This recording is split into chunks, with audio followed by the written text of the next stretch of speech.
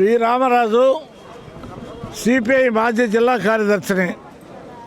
సోదరులారా, రాష్ట్ర ప్రభుత్వం అధికారానికి రాకముందు ఇచ్చినటువంటి వాగ్దానాలు ఇళ్ళు కట్టుకునేదానికి 5 లక్షల రూపాయలు ఇవ్వాలని, పట్టణాల్లో 12 అంకణాలు 2 సెంట్లు ఇవ్వాలని, గ్రామీణ ప్రాంతంలో 3 సెంట్లు ఇవ్వాలని,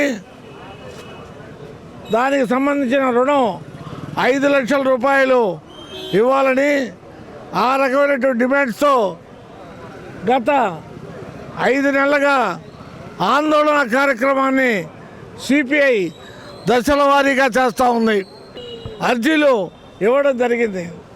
మరి నోరు రుచడం తప్పితే జాయింట్ కలెక్టర్ గారు కానీ ఎప్పుడు వెరిఫికేషన్ చేయిస్తారు? ప్రభుత్వం మీ యొక్క వైఖరిని ప్రజలు గమనిస్తూ ఉన్నారు. మీరు అవసరమైనప్పుడు మీరు ఇచ్చిన హామీలు అమలు జరగకపోతే తగిన బుద్ధి చెప్తారని దానికోసం కమ్యూనిస్ట్ పార్టీగా మీరిచ్చిన హామీలు, ఇళ్ల స్థలాలు కానీ హామీలు కానీ తదితరాలన్నీ కూడా తక్షణం అమలు జరపాలా. వాయిదాలు వేసే పద్ధతి కాదు, నానబెట్టే సంగతి వద్దు అని చెప్తూ. నా పేరు షాన్వాజు, ఆంధ్రప్రదేశ్ రైతు సంఘం జిల్లా అధ్యక్షుడిని. ఈరోజు మొత్తం కూడా ఇళ్ల స్థలాలు అర్జీలు తీసుకొని ప్రజలందరూ కూడా వచ్చారు. ఎందుకంటే జాయింట్ కలెక్టర్ గారు కొన్ని నిబంధనలు పెట్టారు. ఆ నిబంధనలు మంచిది కాదు సార్. గత అనేక ప్రభుత్వాలు కొత్త రేషన్ కార్డులు మంజూరైనాయి.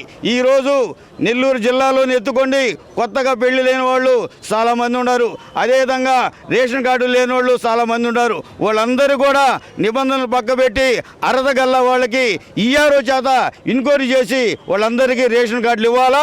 అదేవిధంగా ప్రతి ఒక్కరికి గతంలో ఎన్నికల ముందు ఇచ్చిన హామీ ప్రకారంగా 18 అంకణాలు గ్రామీణ ప్రాంతాల్లో, నగరంలో 12 అంకణాలు ఇవ్వాలనేదే మా ప్రజలందరూ డిమాండు.